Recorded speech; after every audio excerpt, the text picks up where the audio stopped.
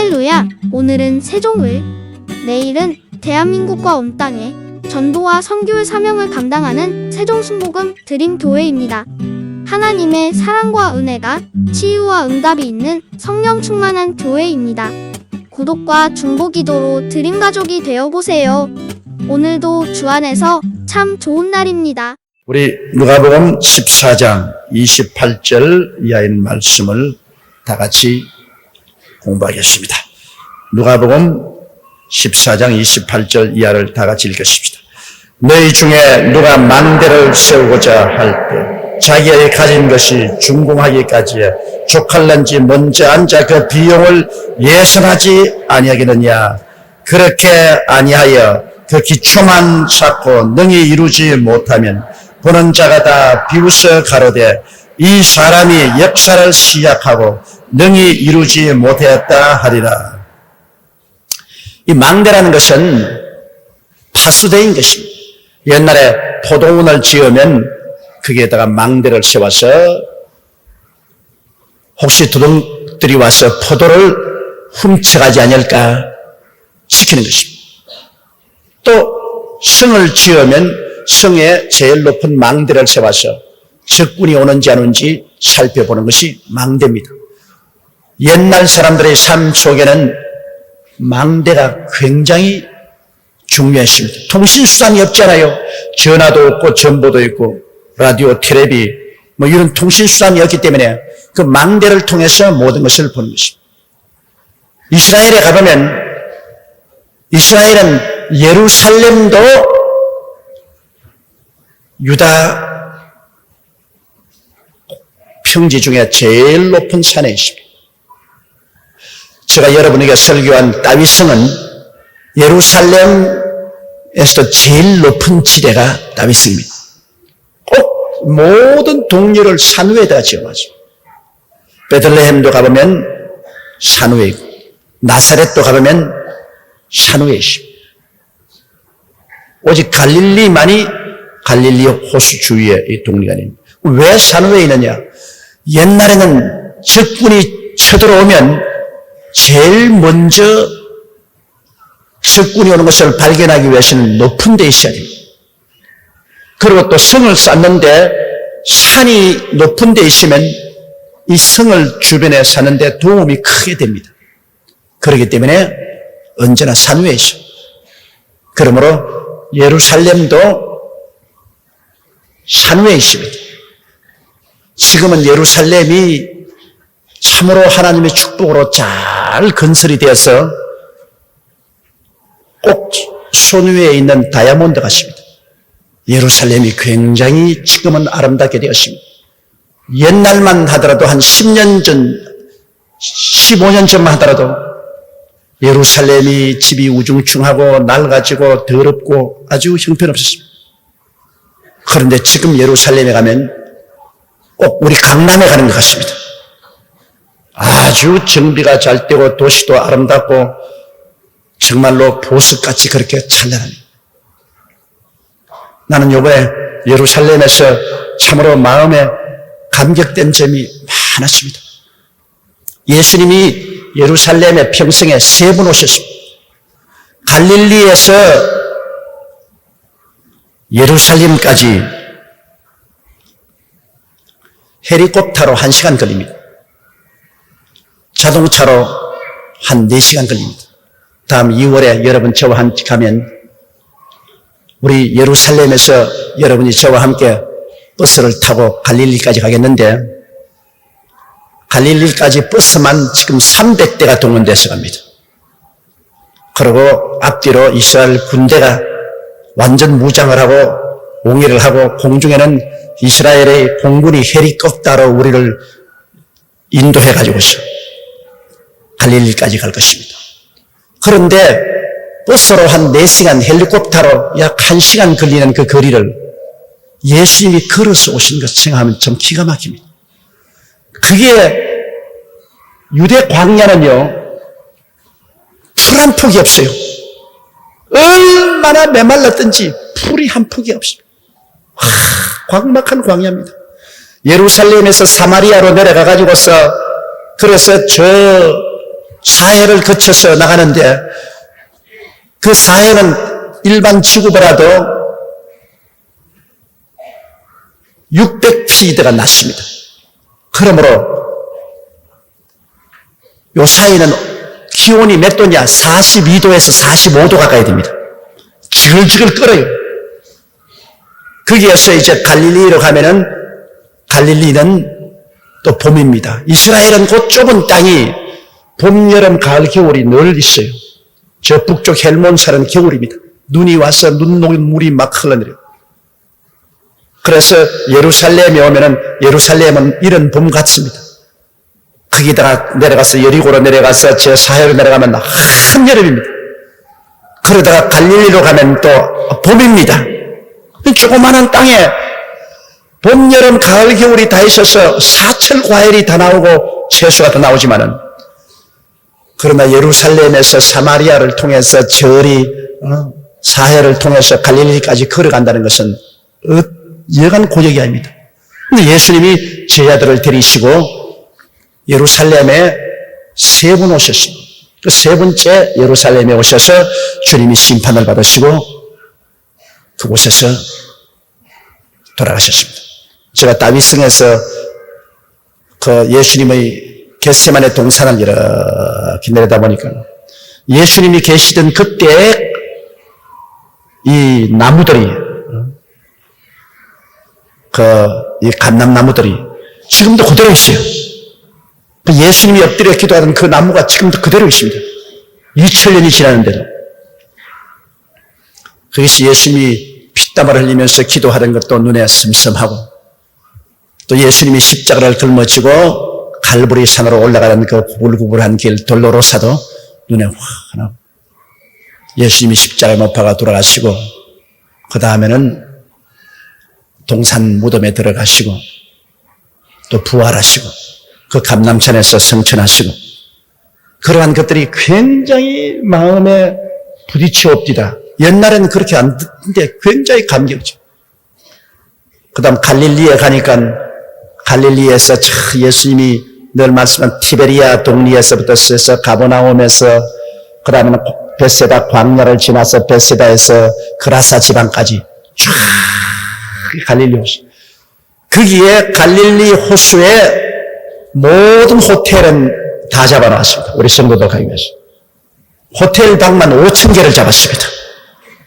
그러니까 이번에 가면 우리 성도들이 갈릴리 호수를 전부 다 둘러 진치게 됩니다. 그렇게. 참으로 감격적인 것입니다. 이번에 우리가 예수 그리스도 탄생 2000년을 기념하기 위해서 우리 교인들이 한 5,000명 가는데 왜 그것이 감격적이냐 하면은 여러분 아담부터 아브라함까지 2000년, 아브라함부터 예수 그리스도까지 2000년, 그 다음 예수 그리스도 탄생으로부터 2000년, 6000년이 끝나는 날입니다.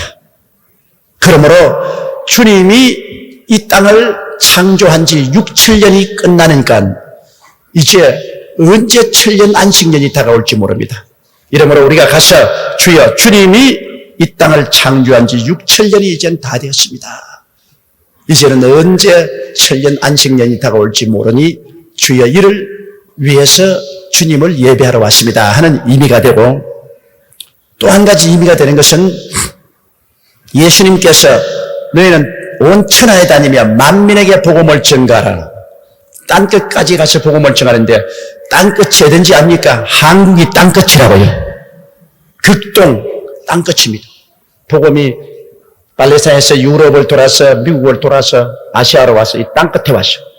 그러므로 주님 2000년 만에 땅끝까지 복음이 다 전파되어서 땅끝에서 주님이 맺은 열매들이 하나님께 바치러 왔습니다. 그래서 예루살렘에 가서 하나님 이제 복음이 땅끝까지 전파되어 땅끝에서 사람들이 와서 우리 주님을 경배합니다. 그래서 이 지구 역사의 마지막을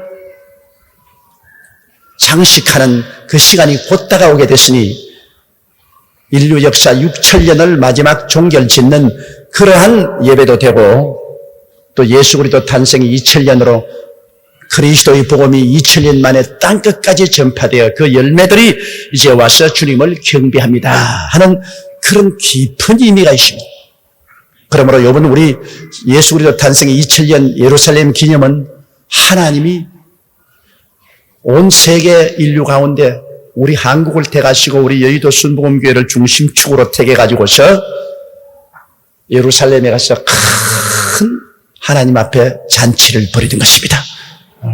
인류 역사 6천년 완성의 잔치, 그리스도 복음이 땅끝까지 전파한 잔치, 예수 그리스도의 강림을 이제는 본격적으로 환영하는 그 잔치를 우리가 드리게 되는 것입니다. 그러므로 이것은 하나님이 참 감격적인 그러한 우리가 만남이 될 것입니다.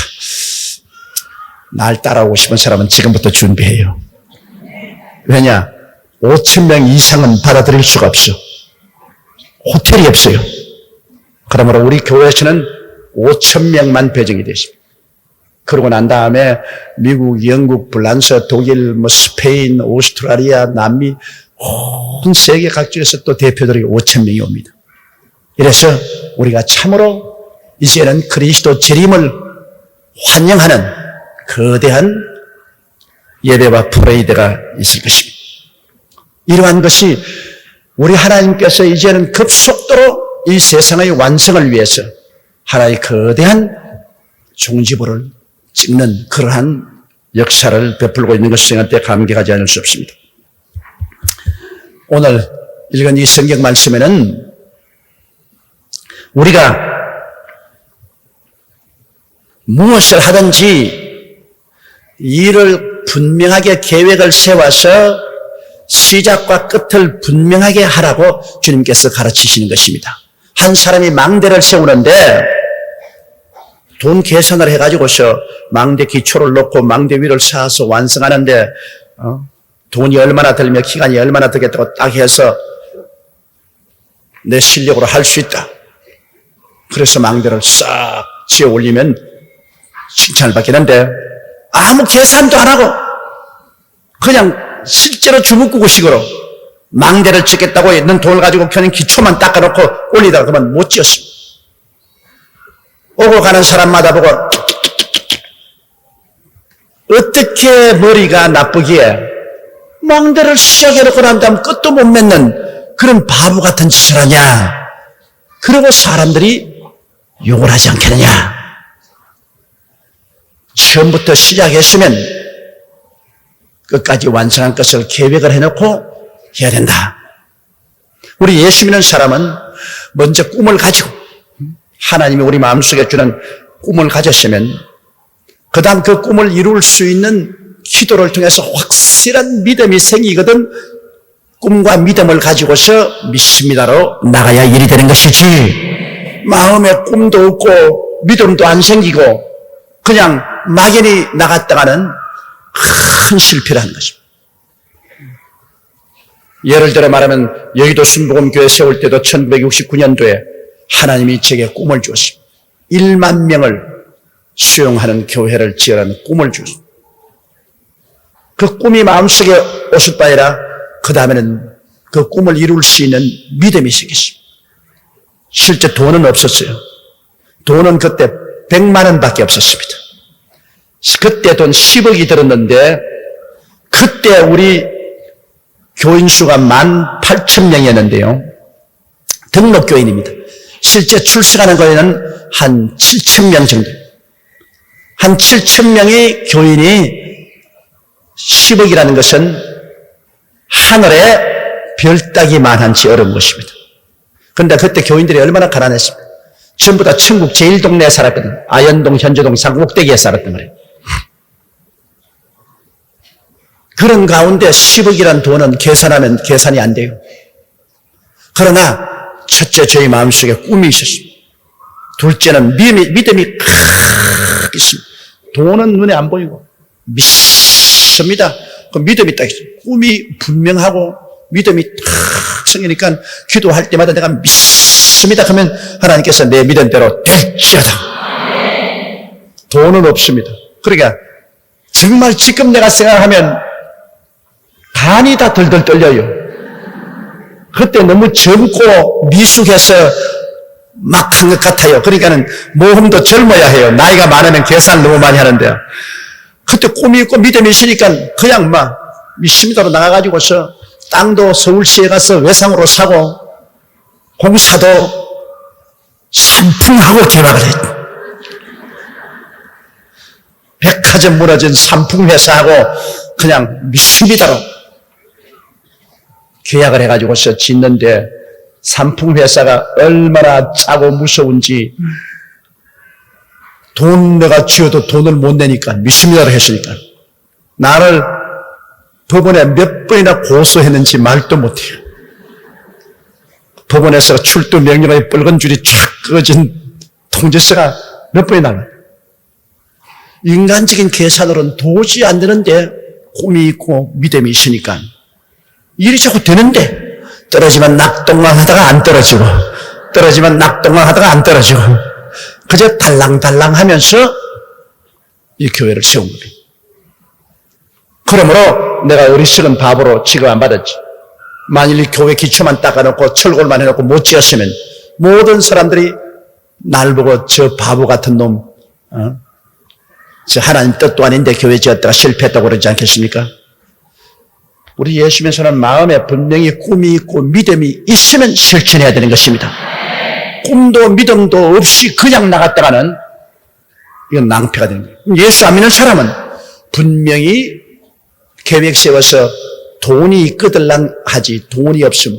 우리 예수 믿는 사람은 돈과 믿음이 똑같으니까 꿈이 있고 믿음이 있으면 실천하면 돈은 하나님이 주시는 것이지만은 그러나 예수 안 믿는 사람은 계획을 세우고 분명히 돈이 있거든 시작하지 계획성 없이 이랬다가는 망하는 것이거든요. 지금 내가 예수 그리스도 탄생 2000년도 명년 2월 달에 하는 것도 제가 마음속에 하나님이 꿈을 주셨어요. 하나님이 내 마음에 꿈을 주셨어요. 마음에 확 타는 꿈이 있습니다. 인류 역사 6천년을 종결짓는 6천년 그 시점에 예루살렘에 가서 우리가 예배를 드린 거예요. 얼마나 좋습니다. 이제 주님이 언제 오실지 그 날과 그 시는 우리는 모르죠.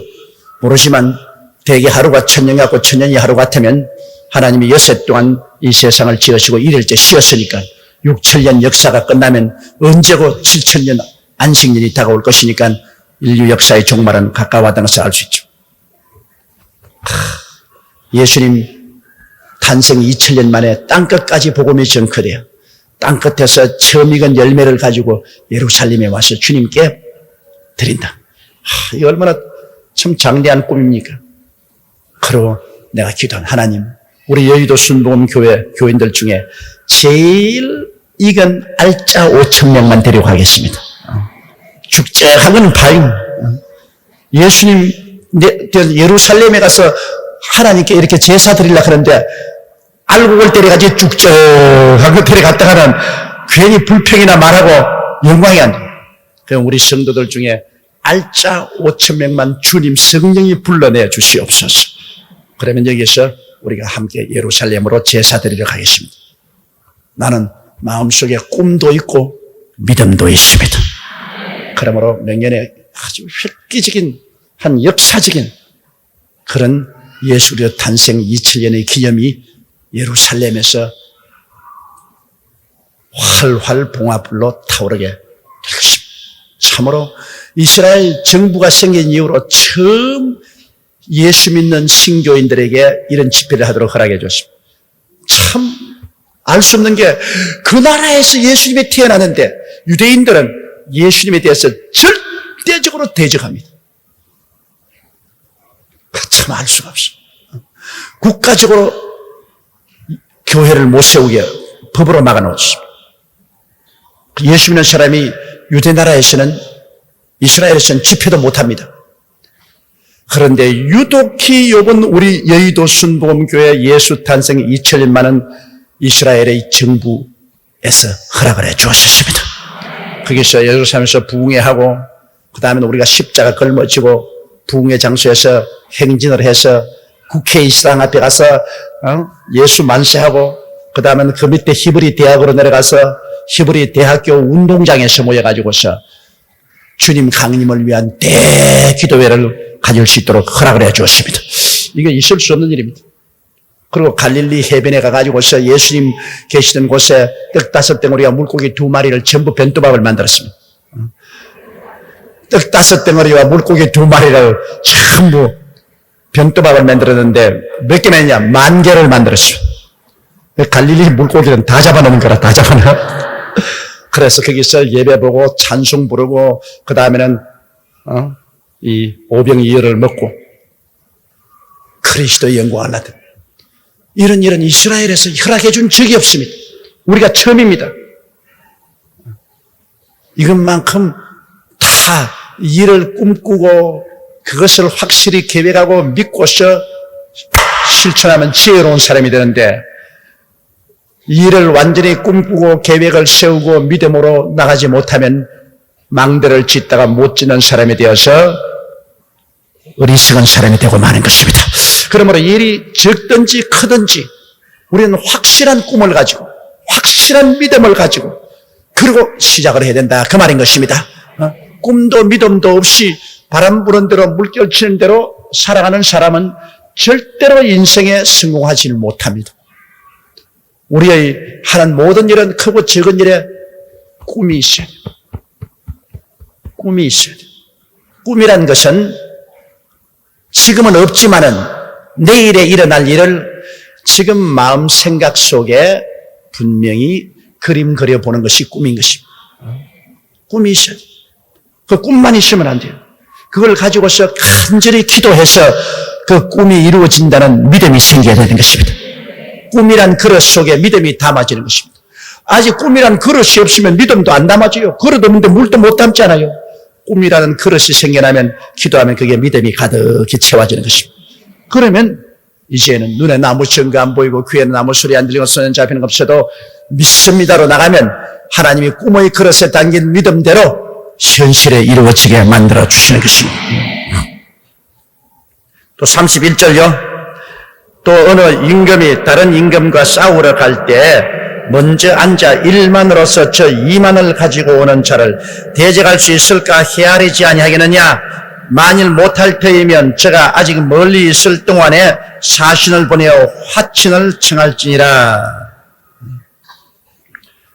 자, 군사 1만을 가진 임금님이 군사 2만을 가지고 쳐들어온다. 계산을 탁 해보고 우리 군사 1만이 어느 정도 훈련을 받고 장비가 튼튼하고 군수 물자가 많고 지리적으로 유리하므로 2만을 가지고 오는 사람도 능히 쳐물리칠 수 있다고 자신이 있으면 계산 다 해보고 싸우는 겁니다. 그러나 아무리 계산해봐도 2만을 가지고 오는 적군을 1만을 가지고 싸워서 대적할 수 없다 싶거들랑 싸우지 말라는 겁니다. 가서 화친을 해라. 화친을 하고서 안 싸우는 게 좋다. 성경에는 싸우는 것은 주님께 맡기고 우리는 할 수 있으면 양보하라는 것을 가르치고 있습니다. 오른뺨을 치면은 왼뺨 도려대고 속옷을 달라면 겉옷도 내어주고 오리를 가자면 십리를 가고 구하는 자에게 주고 꾸고자 하는 자에게 거절하지 않는. 그래서 악한 자를 대적하지 말라고 하셨습니다. 악한 자하고 대적하면 끝이 없는 손상입니다. 끝이 없는. 악한 자하고 하면 싸움에 붙어 놓으면 이건 끝이 없어. 지붕에서 떨어지는 물방울 같이 하나 떨어지면 또 떨어지고 또 떨어지면 또 떨어지고 이 끝이 없는 분쟁이라는 것입니다. 그러므로 악한 자에게는 손해가 보더라도 털털 털어 대적하지 마. 누가 대적하느냐? 하나님이 대적해 주겠다는 것입니다. 원수 갚는 것이 내게 있으니 내가 갚으리. 악한 자는 하나님이 대적해 줘야지. 선한 사람이 악한 자하고 대적해서 싸우면 끝이 없이 상처를 입습니다. 이러므로 아예 손해가 나더라도 헐헐 털어버리고 피하는 것이 제일 좋습니다. 우리 한국말에도 그렇지 않습니까? 똥이 무서워 피하는 줄 아느냐? 더러워서 피하지. 그러므로 우리가 될 수 있으면 우리가 손해를 보더라도 악한 자하고 정면으로 대결 안 하는 것이 좋습니다. 바로 그런 말인 것입니다. 군사 1만을 가지고 2만을 가지고 오는 사람하고 싸워서 이길만 하거들랑 싸우지만은 계산해보고 못 이길만 하거들랑 아예 화친해버려. 싸우지 마라. 그것이 지혜로운 것이다. 그러면 33절요. 이와 같이 너희 중에 누구든지 자기의 모든 소유를 버리지 아니하면 능히 내 제자가 되지 못하리라. 자, 이거 참 어마어마하게 무서운 말입니다. 너희 가진 모든 소유를 다 버려버리고 그 물질에 대한 인연을 끊어버리지 않으면 내 제자가 되지 못한다. 그럼 누가 천당하겠는가? 믿는 자와 제자는 틀립니다. 믿는 자는, 여러분은 믿는 자들입니다. 신자들입니다. 신자는 예수 그리스도를 구주로 믿고 하나님을 섬기면서 살아가면 되지만은 우리는 누굽니까? 제자입니다. 주의 종은 제자예요. 전도사나 목사는 제자입니다. 주님의 제자가 이 세상에 탐욕을 가지면 주님의 제자가 되지 못합니다. 주님의 제자가 되려면 세상의 인연 끊어버려야 돼요. 지위나 명예나 권세나 돈에 대한 미련을 끊어버려야 돼요. 주님의 제자된 사람이 지위 얻으려고 싸우고 명예 얻으려고 싸우고 돈 벌려고 눈이 시뻘겋게 돼가지고서 목사가 목회는 안 하고 그냥 돈이나 끌어모으려고 하고 그런 사람 많아요. 정치 목사들 그냥 정치나 하고 명예나 얻으려고 하고 그리고 치부하려고 하고 하는 그런 가짜 제자들이 많이 있습니다. 그래서 교회가 혼란스럽고 시끄러운 것입니다. 주의 종은 항상 주님 앞에서 살아야 됩니다. 제가 늘 우리 제자들에게 말할 때도 그 말을 하고 있는데요. 주님이 주시면 그것을 가지고 살고 주님이 안 주시면 그냥 금식하고 눈을 주님께만 바라보고 주님이 적게 주시면 적게 쓰고 많이 주시면 많이 쓰고 주님이 안 주시면 금식하고 제자란 것은 예수 그리스도를 바라보고 주님만 따라가는 것이지 그 중심적인 관심이 주님 이외에 이 세상의 부귀영화 공명을 바라보면 안 되는 것입니다. 그러나 안 바라봐도 주님이 주실 때가 많습니다. 나는 요번에 솔직한 말로 세계 하나님의 성회 총회장직을 요번에 내놓았겠습니다. 우리 세계 하나님의 성회 성도가 3천만 명인데 세계 하나님의 성회의 총재라는 것은 상당한 명예로운 집입니다. 세계 어느 곳에 가도 국가 원수도 특별히 대접해주고 각 세계 교단에서도 3천만 명을 대변하니까 상당한 존경을 받는 집입니다. 내 편지 한 통에 온 세계 하나님의 성회에서나 3천만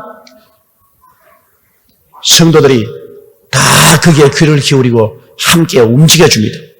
굉장한 그런 책임 있는 자리입니다. 제가 3년을 세계 하나님의 성회 총회장으로 일을 했는데 요번에 예루살렘 총회에서 제가 다 내놓았습니다. 나 이제 자유롭게 되겠다. 안 하겠다. 이젠 어깨가 너무 무거워서 못 하겠다. 그랬는데 총회 내가 원치 않은데 또 만장일치로 또 3년 동안 또 하라 그러는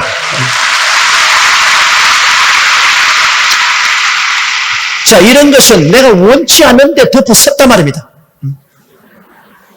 내가 사표 다 내고 이제 이번에 새로운 사람을 선출하는데 이제 여러 사람 후보가 나와야 될 거 아닙니까? 그런데 필리핀 대표가 발언을 하겠습니다. 이제 투표하기 전에. 그래요. 발언하라. 뭐 투표고 선거고 할 것 없습니다. 우리 만장일치로 박수로서 주 목사를 또 3년 동안 세계 하나님의 성의 총회장으로 모십시다. 동의요. 그러니까 제청이요.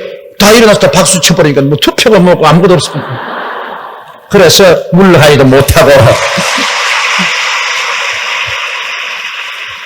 또 감투를 썼는데 사실은 제가 이런 감투 마음속에 추도 원하지 않습니다. 이 감투란 책임이 굉장히 큽니다. 내가 3년 동안 이 세계 하나님의 총회장으로 있을 때 이란에서 순교가 생겨서 이란 그 때문에 이란 정부에 항의하고 온 세계 이란 대사관에 다 항의했죠. 애굽에서 우리 목사가 복음 전가다가 감옥에 갇혀서 애굽에 있는 감옥에 갇힌 사람 끌어낸다고 있는 힘을 다했죠. 큐바에서 또 핍박이 일어나서 많은 교회 교인들이 교회 문이 닫히고 해서 큐바 정부에 항의하고 유엔에 항의하고 그래서 또 그것도 문제 해결했죠. 이렇게 하려니까 얼마나 마음에 부담이 되는지 몰라요. 그러나 이런 것도 하나님이 시키면 또 해야 돼요. 그러므로 하나님이 주시겠달랑 하고 지가 스스로 나가서 이런 감투 쓰려고 머리를 내밀고 싸우지 말자 그 말인 것입니다. 주님의 제자는 너희 중에 누구든지 자기의 모든 소유를 버리지 아니하면 너희 내 제자가 되지 못하라 했으니 제자가 되기 전에 계산부터 먼저 해보라는 것입니다. 신학교 들어와서 주의 종이 되기 전에 계산해보고 내가 내 부모나 처자나 전토나 자식이나 주님보다 더 사랑할 마음이 있느냐? 그럴 같으면 제자가 되지 말아라. 내가 이 세상 부귀 영화 공명을 취하기 위해서 애를 쓰겠느냐? 그런 미래느냐? 그렇다면 제자가 될 수 없으니까 아예 미리부터 계산해보고 그런 것에 잡힐만 하거들랑 아예 주님의 제자는 되지 말은 것입니다. 주님의 제자는 십자가 걸머지고 자기를 부인하고 주님을 따라가는 것입니다. 신자와 제자는 틀립니다. 신자는 예수 그리스도를 믿고 주님 중심으로 섬기면서 이 세상에 뭐 정치, 경제, 교육, 문화, 군사, 산업 모든 일을 다 소유도 하고 그 속에 살면서 하나님을 섬기면서 나가는 것입니다. 그러나 주의 종은 그렇지 않습니다. 주의 종은 그냥 미련 없어요. 아무것도 미련이 없어요. 언제고 뭐 보따리 하나 들면은 그로서 뒤를 돌아보지 않고 하나님 명령에 순종해서 나갈 수 있는 그러한 마음의 자세가 되어야 주님의 제자가 될 수 있는 것입니다. 그 제자의 길이라는 것은 힘듭니다, 여러분. 그러므로 쉽게 그냥 마음이 흥분해서 내가 주의 종이 되겠나이다. 내가 선교사가 되겠습니다 하고 손드는 사람 많은데 나는 그런 사람 보면 간이 툭 내려앉아요. 지가 알고 저러냐 모르고 저러냐 제가. 나중에 뒷감당 어떻게 하려고 저렇게 하느냐. 계산 안 해보고 했다가 낭패를 당하는 사람 많습니다. 그러므로 여러분 신자는 많지만은 제자는 많지 않다는 것을 알아야 돼요. 제자가 되기 위해서는 계산을 확실히 해보고 내가 과연 제자가 될 수 있다는 신념이 생기면 그로서 제자가 되어야 될 것입니다. 우리 34절요. 소금이 좋은 것이나 소금도 만일 그 맛을 잃으면 무엇으로 짜게 하리요. 땅에도 거름에도 쓸데없어 내어 버리느니라. 들을 귀가 있는 자는 들을지어다 하시니라. 소금이 참 좋죠. 소금은 정말 음식에 소금을 뿌려 놓으면 이게 입맛을 돋구고 맛있게 하고 또 소금에 절이면은 썩지 않습니다. 옛날엔 여러분 교통이 발달되지 않아서 제가 살던 경상남도 울주군 언양면 국민학교 다닐 때입니다. 거기에는 울산까지의 거리가 걸어서 한 50리 가까이 되었는데요. 그래도 언제나 언양시장에 나오는 생선은 소금으로 절여서 절여가 고린내가 나는 그런 갈치 이런 것들이 나왔어요. 교통이 활발하지 않기 때문에 그 소금에 확 절이지 아니하면 썩어버려요. 그러니까 시장에 나와서 갈치라도 하나 사가 오는 날이면 이게 완전히 소금 덩어리야, 소금 덩어리. 그걸 이제 씻어가지고서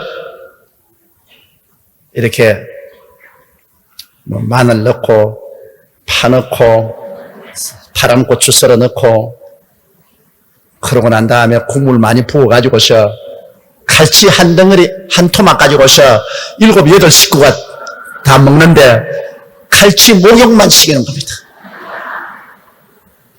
내가 지금도 잊을 수가 없는 것은 내 친구 한 사람이 학교에 왔는데 일마가 공부를 못하는 거예요. 왜냐? 그날 저녁에 장에서 아버지가 코린내 나는 썩은 갈치 한 마리 소금에 절인 거 가지고 온 걸 집에서 목욕시켜가지고 같이 먹었는데 얼마나 맛이 있었던지 이놈이 학교 오자마자 와 우리 갈치 먹었다. 그러니까 애들이 다가와서 맛이 어떻대? 과연 맛있더라. 애들이 전부 다 1년 내내 가야 어디 칼치 하나 얻어먹습니까? 이거는 정말 맛있더나? 과연 맛있더래. 이놈이 하루 종일 칼치 말만 합니다. 과연 맛있더래. 그러니 옛날 우리 살던 시대는요 1년에 칼치 그것도 냄새나는 굵은 소금에 절인 그거 한 마리 먹으면 참 깃발 나리는 겁니다. 그렇게 살았으니 뭐 지금 우리가 사는 생활하고 비교하면 꿈꿀 수도 없습니다. 그렇게 가난하게 살았어요. 내가 지금 생각하면 그때 살다가 죽은 사람 참 불쌍하기 짝이 없어. 우리가 얼마나 좋은 시대에 태어났습니까? 그때 사는 사람 너무너무 불쌍해 지금 생각하면. 그 우리 친구 집에 가면은요 보리밥은 요거만쯤 해놓고 산나물만 잔뜩 삶아가지고서 그러니까 쌀 몇 개 구경 삼아 산나물에 섞어가 이 산나물을 그냥 된장에다가 찍어가 이 한 입을 배를 채우기 위해서 산나물로 배를 채우기 위해서 그렇게 먹었다. 그러니 요사이 여러분 참 우리는 너무너무 고맙다고 감사해야 돼요. 왜? 요사이 여러분 못 먹는 사람 어디 있어요? 몸무게 넘어나서 몸 주른다고 온갖 운동 다 하고 참 살다가 이런 세월이 올 줄은 꿈에도 몰랐어. 우리가 정말 너무너무 좋은 시대에 살고 있으니까 하나님께 감사해야 돼. 소금 이야기 나오니까 막 그런 이야기 나왔는데 이 소금이 좋은 것이나 소금이 짠맛을 잃어버리면 좀처럼 소금이 짠맛을 잃은 일은 없지요. 그러나 만일 예를 들어 말하면 소금이 짠맛을 잃으면 아무 소용없죠. 소금 만드는데도 못 쓰고 절이는데도 못 쓰고 하니까 뭐 밖에 내렸어. 소금이요 거름도 안 되니까 쓸데없잖아요. 이건 뭐냐? 예수 믿는 사람은 세상의 빛과 소금인데 예수 믿는 사람이 예수 믿는 사람답지 않게 살면 이것은 교회도 소용없고 세상에서도 소용없다는 것입니다. 또 세상 사람은 저럼 예수 믿는다가 나왔다 하니까 세상도 환영 안 합니다. 그리고 또 교회는 교회대로 예수 믿는 사람답게 살지 않으니까 교회도 환영을 안 합니다. 이건 아무 소용이 없어. 세상에 갖다 놔도 예수 믿는 사람은 믿다가 올바르게 못 믿은 사람일지라도 예수쟁이라고 해서 손가락질하고 경원해버리고 교회에 들어와도 올바르게 못 믿으니까 저 사람 예수 믿는 사람으로 취급하지 못하고 이거는 아무에도 소용이 없는 거지. 바울 선생은 말하기를 내가 세상에 십자가에 못 박이고 세상에 내게 십자가에 못 박여야 되는데 십자가에 못 박인다는 말이 뭡니까? 죽어버린다는 말입니다. 죽으면 쓸모가 없거든요.